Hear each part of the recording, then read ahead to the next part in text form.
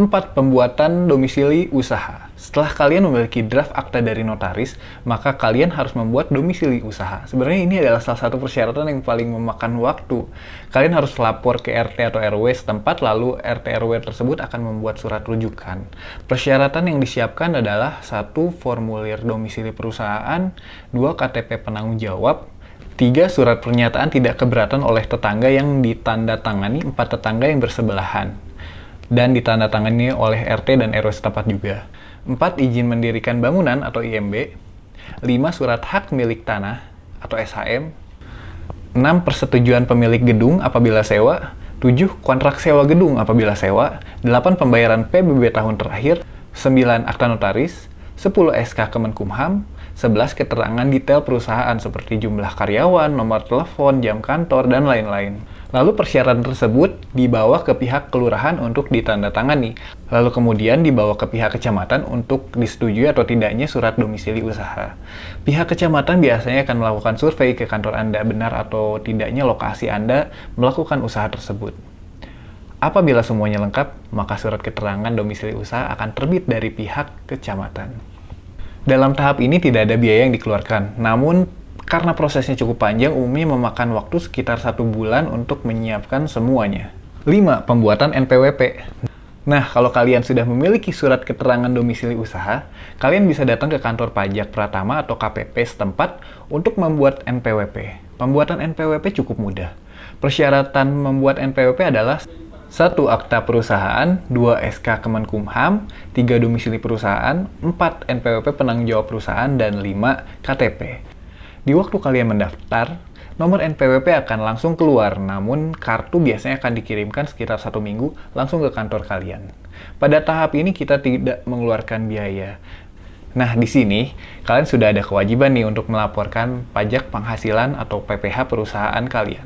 Subscribe channel ini, tenang nanti gue bakal bikin tutorial dan penjelasan mengenai pajak usaha di video-video gue selanjutnya. Jadi jangan lupa subscribe ya. 6. Membuat HO atau IG atau izin gangguan.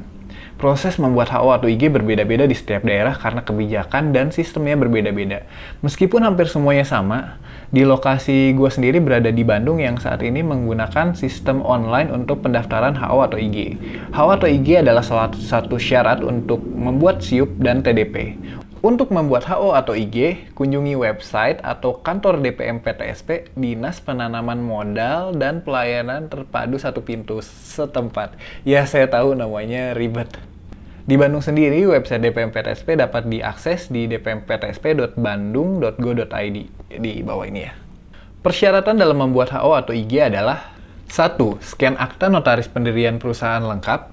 2. Scan KTP asli direktur atau pemilik. 3. Pernyataan tidak keberatan dari tetangga yang sebelumnya digunakan untuk pembuatan domisili. 4. Keterangan domisili perusahaan. 5. Persyaratan kesanggupan memenuhi atau mentaati ketentuan pelestarian lingkungan ini dibuat sendiri, dicetak, ditandatangani di atas materai, diberi cap perusahaan. 6. Scan surat kepemilikan tanah atau SHM dan lainnya. 7. Scan izin mendirikan bangunan atau IMB berikut gambar denah atau situasi. 8. Scan surat sewa tanah atau persetujuan pemanfaatan tanah. 9. Scan rekomendasi dokumen lingkungan atau kalau tidak merusak lingkungan perusahaannya ya tidak perlu. 10. Kopi pengesahan AD PT dari Kemenkumham. 11. Scan bukti pelunasan PBB tahun terakhir. 12. Bukti lunas retribusi pemeriksaan alat pemadam kebakaran yang kita akan bayar kurang lebih 20.000 dan beli tabung pemadam kebakaran 3 kg. Kalau belum ada tuh harganya sekitar 350.000. 13. Scan NPWP.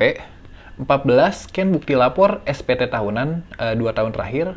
Tidak perlu apabila perusahaan baru. Nah, karena sistemnya online, kita tidak perlu datang ke kantor karena surat akan langsung dikirimkan ke alamat kantor menggunakan pos. Proses pembuatan sekitar 1-2 minggu. Membuat HO atau IG harus membayar uang sebesar Rp150.000 yang dibayarkan melalui bank, sehingga total biaya yang dikeluarkan adalah sekitar Rp570.000. Kalau kalian sudah memiliki tabung pemadam kebakaran, kalian tidak perlu lagi membelinya, sehingga bisa menghemat anggaran.